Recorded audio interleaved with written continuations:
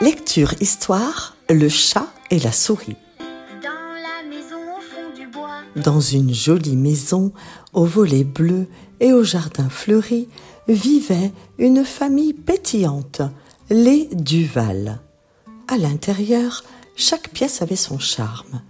Le salon était moelleux et coloré, avec un grand tapis à motif de feuilles, parfait pour les siestes félines. La cuisine, un paradis pour les gourmands, avec des étagères pleines de bocaux, un frigo qui chantonne quand on l'ouvre et un petit coin secret derrière la plinthe, connu seulement d'une certaine souris. La chambre des enfants, remplie de peluches, de dessins accrochés au mur et d'un coffre à jouets qui grince comme une vieille porte de château. Le trou de la souris, juste derrière le mur de la cuisine, un petit nid douillet tapissé de miettes de biscuits et de bouts de laine volés aux pelotes de la maîtresse de maison. Voici les personnages de cette histoire. Il y a Minette, le chat tigré, élégant mais un peu trop sûr de lui. Il se prend pour un espion félin, mais son ventre qui gargouille le trahit souvent.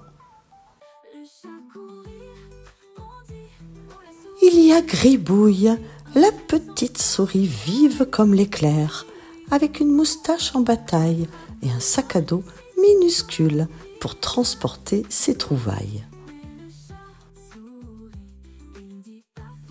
Dans cette famille vit Léa, elle a 8 ans, c'est la grande sœur. Elle est douce et malicieuse. Elle adore dessiner des aventures de Gribouille, la petite souris. Il y a aussi Tom, son petit frère. Il a 6 ans. Il est fan de cascades et de biscuits.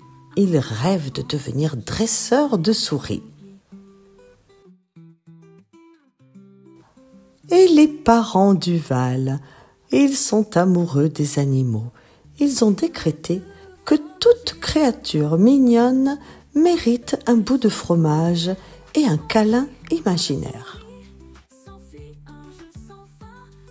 Chaque matin, Gribouille sortait de son trou, les moustaches frémissantes. « Mission fromage activée! Attention aux moustaches, ça va décoiffer !» Elle se faufilait entre les pieds de chaises, évitait les jouets abandonnés et atteignait le coin du frigo où Madame Duval déposait un petit morceau de fromage.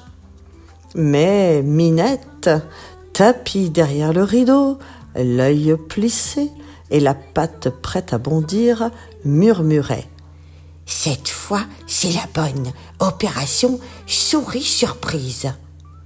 Gribouille, rapide comme une miette de biscuit qui roule sous le canapé, échappait toujours à ses griffes.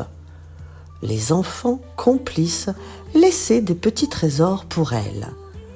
Tom disait « Tiens, Gribouille, un bout de mon cookie magique. » Léa répondait « Et un dessin de toi en super-héroïne. » Mais un jour, Minette se surpassa. Elle se cacha dans le panier à linge camouflé sous une serviette rose. Gribouille, trop concentrée sur son morceau de fromage, ne vit rien venir. Et la Minette bondit. « À moi le trophée !» Gribouille poussa un cri de surprise. « Aïe, mes moustaches !» Juste à ce moment-là, Madame Duval entra dans la cuisine, vit la scène et s'écria « Minette, on a dit pas de chasse dans la maison !»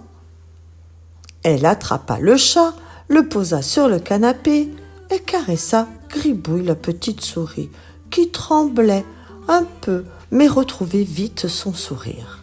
« Merci, madame, vous êtes plus rapide que moi aujourd'hui. »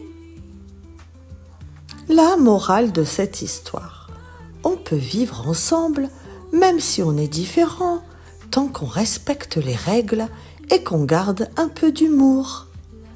Depuis ce jour, Minette et Gribouille ont instauré un pacte. Le chat peut jouer à l'espion, mais sans bondir. Et la souris peut se promener, mais en gardant un œil sur les serviettes suspectes.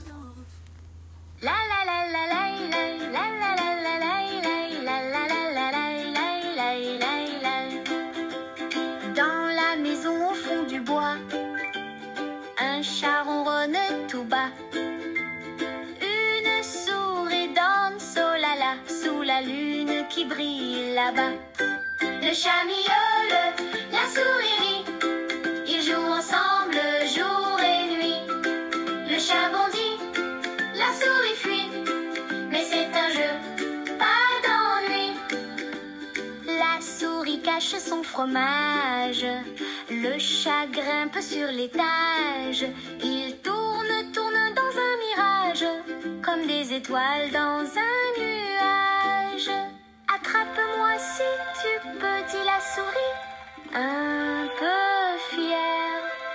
Le chat répond, un peu joueur, je t'aurai